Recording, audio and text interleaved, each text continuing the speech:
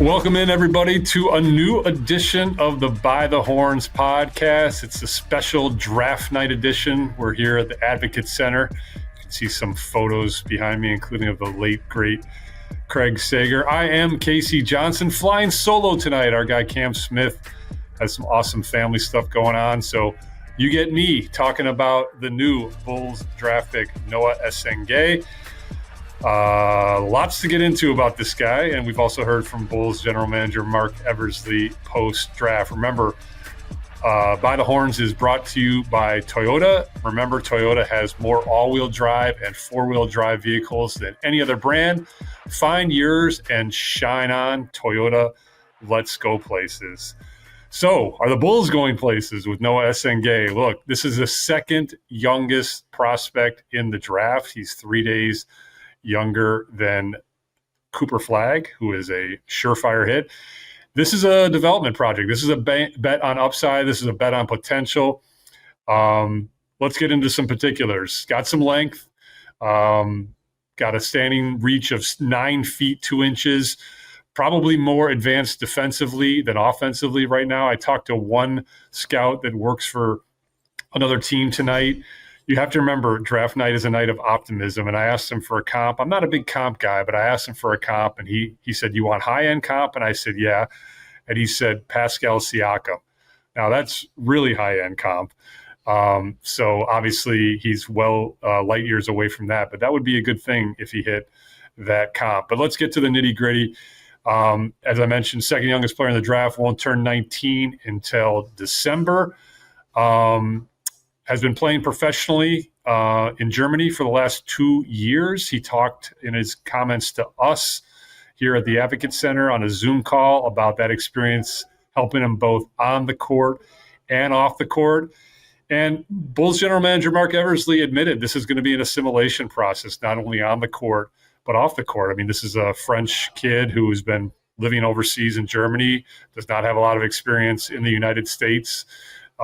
Basketball is obviously an international game, but it will be an assimilation process. He said, Mark Eversley said there's going to be a on-court development plan and off-court development plan. But let's dive into on the court. What are some strengths? Well, the defensive versatility is something that jumps out when you watch this guy on tape. I mean, he's got switchability, ability to probably guard 4 positions. We're getting a special appearance on the By the Horns podcast by none other than Patrick Williams, man, Talen, Horton-Tucker. It's you guys were just at a concert, weren't you? Well, we're just, getting a late night workout. Yeah, exactly. You were at a concert, man. What's up? You got anything to say to the By the Horns podcast, people? I'm loving the pick. I'm excited. I think he'll fit right in with exactly what we're trying to do, how we're trying to play. So it'll be fun. He got to run his own race. He's going to be the man. Good to see you guys. There you go. You're getting some quick hit analysis by our guys, Patrick Williams and Talen Horton-Tucker. There is a concert going on across the street at the United Center. They may or may not have been there. They said they're getting a late night workout in. I don't really believe them, but they are working out. Mark Eversley told us that 10 or 11 guys are here every day in the Advocate Center with the player development staff. That I know to be true. I've independently reported that. Let's get back to Noa Essengue because he is why we are here and why we are talking. I mentioned on the court, what are some strengths that jump off the page if you watch him on tape? Also some conversations I've had with people who have scouted him. His defensive versatility, his ability to guard 1 through 4, his ability to switch. Offensively, the shot is a work in progress. Noa Essengue admitted that to us in his comments to us himself. But his ability to get downhill and run in transition and catch lob dunks, those are things that translate immediately. Look, you heard 𝗵𝗫 𝗵𝗀𝗃 at the end of the season in his season-ending news conference talk about asking for patience. Mark Eversley advanced that notion with his comments to us tonight. So, again, if you're adding an 18-and-a-half-year-old to 𝗏𝗏 Buzelis and the young core, this is a developmental project. But you can see a potential future where Noa Essengue and 𝗏𝗏 Buzelis are the front court of the future. I mean, you've just watched an NBA Finals between Indiana Pacers and Oklahoma City Thunder. Both teams just filled with athletic two-way wings, and that's what Noa Essengue projects to be. He's got two-way potential. with his ability, as I mentioned, to guard multiple positions and switch. He's got that long reach, the standing reach that I talked about before. You can see him as offering some rim protection at the forward position. We've already seen that from Matas Buzelis in his promising rookie season. So there's a lot to like defensively. As I mentioned, offensively, he does have some room to grow. Most 18-and-a-half-year-olds do. I would say the shot is the thing that jumps off the page. He did not shoot a very high percentage from three in his 2 seasons playing professionally in Germany. That said, if you watch his form on tape and some of the scouts that I talked to, the form is pretty solid. So there's a lot to work with there. Obviously, the Bulls have lost their shooting coach, Peter Patton, in this offseason, but Mark Eversley told us tonight that they have promoted somebody from within on the player development staff, and that's still obviously an area of priority for this organization, particularly as they lean into this youth movement with the addition of Essengue to Matas Buzelis and the rest of the young core. In his remarks to us via Zoom tonight from New York, Essengue talked about knowing of Matas Buzelis. He doesn't know him personally, but watched his rookie season from afar. Obviously, he was busy playing professionally in Germany with admiration. He also does know Joachim Noah. And then, yes, when the last time the Bulls picked a French prospect, it worked out pretty well. In fact, Noa Essengue told us that when he arrived in New York for the draft, somebody from his agency knew Joachim Noah, so reached out to him, and the two were at a place in New York leading up to the draft. So that's a pretty cool Bulls tie-in there. And, you know, like all young, impressionable players, Essengue talked about the history of the franchise, the dynasty, Michael Jordan, Scottie Pippen. I'm doing the math right now, 18. He was not alive during the second three-peat that I covered. So I'm old and he's young. But he sounded very excited to get here, get to work, get going. I'm told he's not going to be coming to Chicago immediately. His professional team in Germany, Ulm, actually played in a championship game tonight. He talked about how hard of a decision that was to miss that. He said, to miss that and come to New York. And he said his coaching staff gave him the blessing to make his own decision and support him and obviously live out his dream by coming to New York City for this moment. So he's going back for some commitments over there overseas with his professional team. And then we'll be back here in early July for Summer League practice in advance of his pro debut with the Vegas Bulls out in Summer League. Matas Buzelis will also be on that team. Mark Eversley telling us that Matas Buzelis will obviously practice with the Summer League team, you know, as the vet, kind of showing some pointers. He will play, it sounds like maybe only one game out in Vegas. But, you know, obviously Matas Buzelis will have plenty of experience and pointers he can give Noa Essengue, because I know Patrick Williams just made a surprise appearance, but you know, there's quite a bit of talk about the Bulls potentially trying to move on from the previous number 4 overall pick. And with this bet on Essengue, if he hits, he and Buzelis project to be the front court of the future. Other things that stood out from both Noa Essengue's and Mark Eversley's comments. Mark Eversley talked about the pre-draft process. They first saw Essengue play at the Portland showcase. That's the first time Mark Eversley saw him in person, and he said his length and defensive versatility and his ability to run the floor, get downhill, get to the free throw line are things that jumped out to him from that initial viewing. Obviously, the Bulls scouts and international scouts had seen him play multiple times in person overseas. Mark Eversley told me that he got on a Zoom call with Noa Essengue about a week ago to kind of do a little bit more of an interview process. So they got to know him a little bit off the court. And Mark Eversley and the Bulls are committed to, as I mentioned before, the off-court development as well. This is going to be a big deal for an 18-and-a-half-year-old to come over here. You saw it with Matas Buzelis, who began last season at age 19.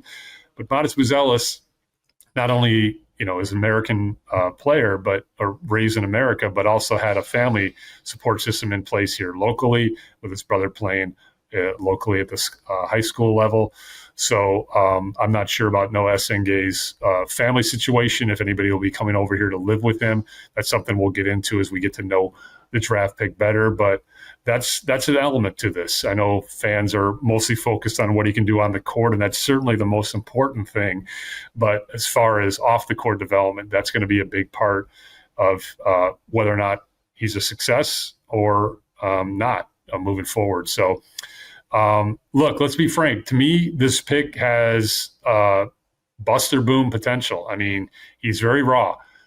Cooper Flag is a real deal, surefire hit at age 18. Noa Essengue is not. He's got a lot of potential, a lot of untapped talent.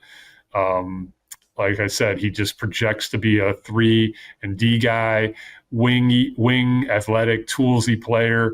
So those are the upside things, but he's very young and he's very raw. He only began playing basketball. Let's see, I've got it right here. Age 12, so that's only 6 years ago. I'm assuming he played soccer before that, so he's pretty new to the game. But there's a quote here from him that he didn't give us. He gave in the pre-draft process that really stood out to me, though. He said, I want to be a guy who can do everything on the court. I watch a lot of Kevin Durant, Brandon Ingram, and Kawhi Leonard, players that can dribble, pass, shoot, and defend. You know what I like about that quote is obviously Kevin Durant is the go-to reference point for so many young players, and Kawhi Leonard is an elite player too. I'm not saying Brandon Ingram isn't a great player, because he is. He's an all-star. But to me, he's not like in that upper echelon player. It reminds me a little bit of when Matas Buzelis told me shortly after he was drafted last year that he watched tape of old school players like Andrei Kirilenko. I love when young players cite players you might not expect. Brandon Ingram is not somebody I would have come top of mind, for a comp or for a guy of Essengue's stature to look up to. So that stands out to me, and it tells me he knows the game and obviously is modeling himself after two-way players and guys that can impact the game at both ends. As I mentioned before, he's been playing 2 years in Germany. He finished fourth in the 2024-2025 Euro Cup Rising Star Award voting. That's obviously a big award for overseas players.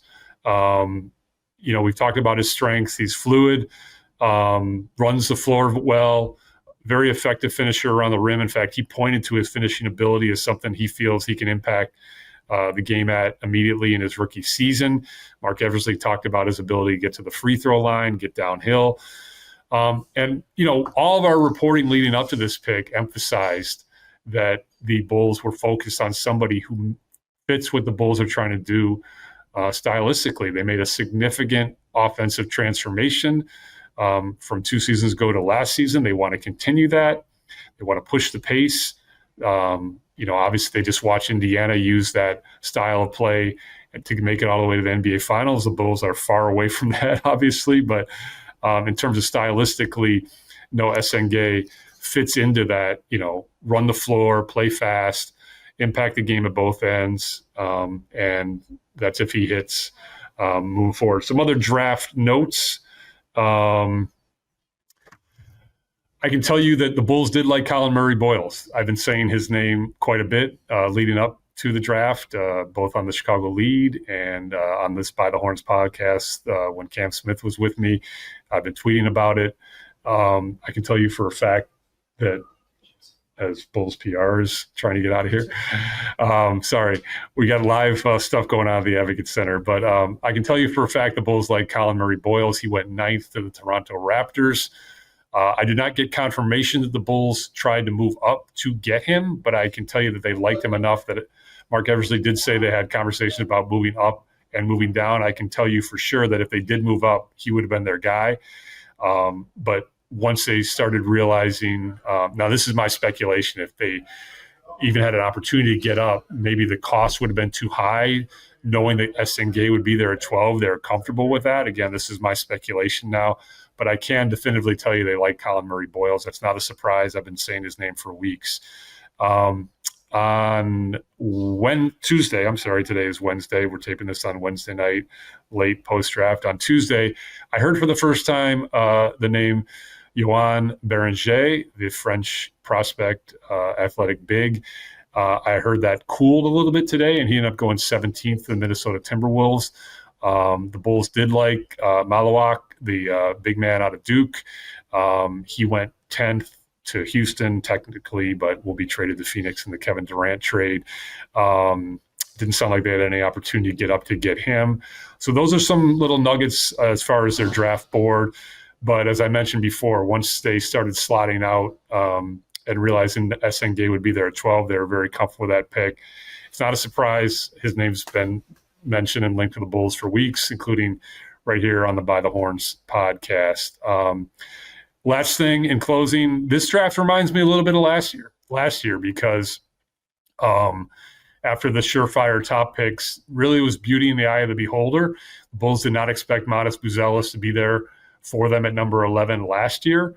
And man, when you were getting down to 8, 9, 10, and you saw the number of prospects that were still going to be available, you knew the Bulls were going to get somebody that was high on their board.